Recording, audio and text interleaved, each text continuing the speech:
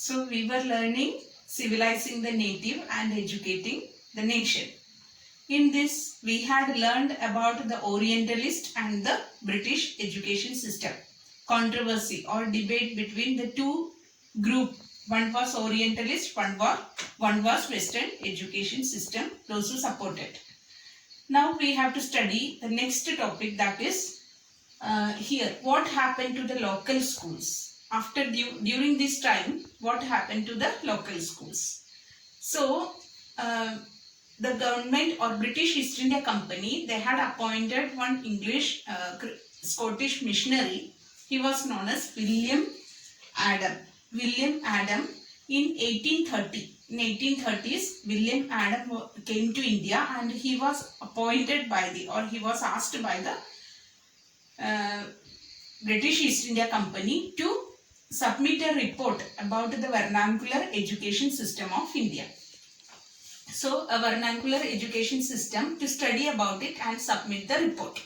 For that purpose, William Adam, he toured over Bihar and Bengal. Bihar and Bengal, he toured around and he had seen around 1 lakh Pathshalas. He had seen the system of education at that time in the local areas in Bengal and Bihar, in rural India. It was going on an informal system. It was known as Pathshalas. These Pathshalas were working as an informal system of education. So he had seen, and in each Pathshala around less than 20 students in each Pathshalas he had seen. And when he had studied about this and he had submitted the report about this Pathshala system of India. That report was very interesting. What was that report he had seen and he had submitted? So the thing was, Pathshalas, it was a flexible system, not a rigid education system. And in these Pathshalas, students were students from various background, rich, poor, various background. They go to the Guru. The teacher was known as Guru. And this Guru, he impart the education orally.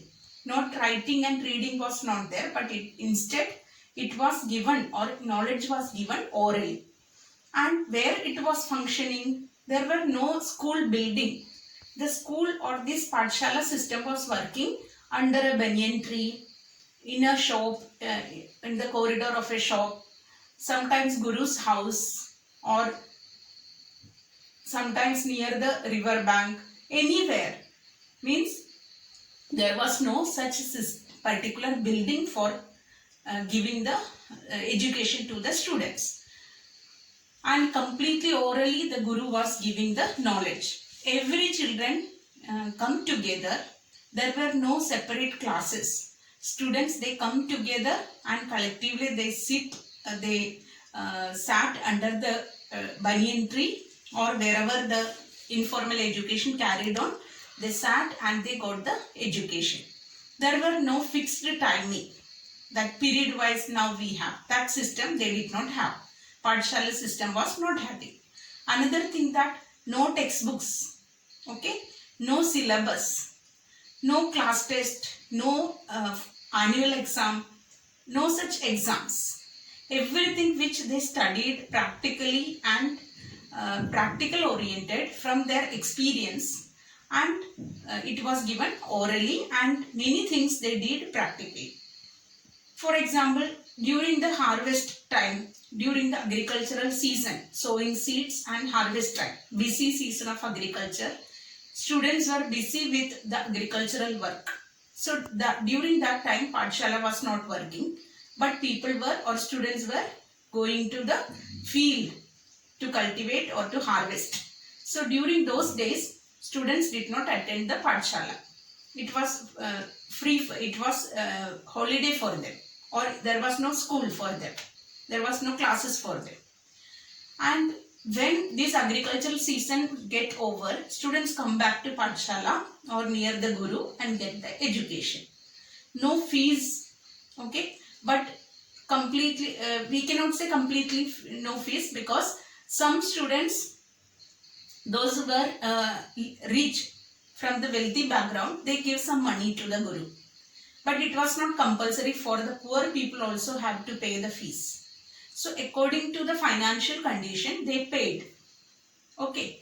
And another thing that it was carried, or this Pathshala was actually run by wealthy people or local people. It was run by the wealthy people or local community people.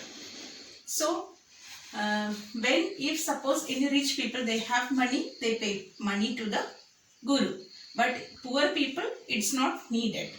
They get free education. So it was completely informal. And there were no such particular schedule for education. This was very much enjoyable. Students were enjoying and studying, and they were very happy to get the knowledge, because everything was based on the ability of the students. Okay, ability of the students and the interest of the students.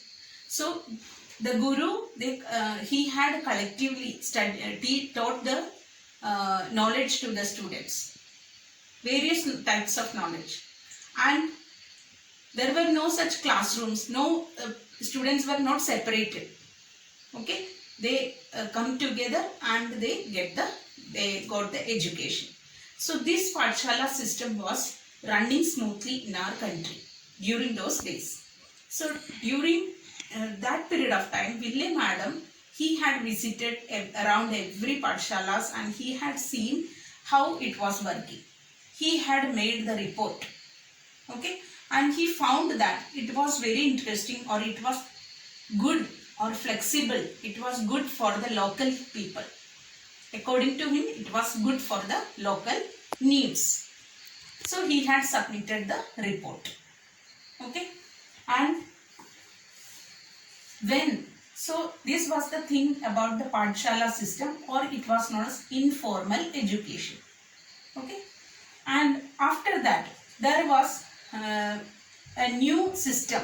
British thought about a new system, that was new routine, new rules, and based on the English education. So in 1854, again British East India Company or British government thought about reforming the education system in India by making it more formal. To make that formal education, they had appointed government pandits. Government had appointed pandits. Under the government, they were asked to make the changes or to make the formal education. They had given the schedule or the education or Pathshala system, they had revised. Instead of being it informal, these pandits were asked to make it formal. Vernacular language, but it would be under particular period of time, and compulsory every means regular school hours, regular school routine, and particular building for that purpose, particular building, everything made it as we are experiencing now. The same system government asked the pandits to start. These pandits, they were given some grants, or for this making or functioning the school, government had given grant. Okay, money. The company wanted the Pathshala system to work in a order or in a regular routine, to introduce an order, to make discipline, to improve the rules, to make the rules, follow the rules, inspections, regular inspections. These all the company wanted from the Pathshala system. So these pandits were asked to make the gurus to work according to the formal system. They were asked the gurus to maintain roll call, okay, attendance, discipline, fixed seat, fixed school, fixed seat, then fixed timetable, syllabus, textbooks, then another thing, that the regular working hours, okay, and annual examinations, these all they were asked to maintain. So, and the pandits, those who supported this, they got some government grant. Those who could not follow this system, they did not get any grant, or they had to leave. They did not get any grant. But we can see that the gurus who had enjoyed lot of freedom during the indigenous system or during the informal system, they were suffocated in this particular formal education. So they had some problem because their freedom was lost. The company asked them to make it formal and make the students to study in a particular in a fixed method. But the problem happened for the poor children. The poor children, they were actually belong to the agricultural background. During the agriculture season, they had to go to the field to work. So in the seeds, harvest time, etc., they could not attend the school because they had to perform the agricultural duty.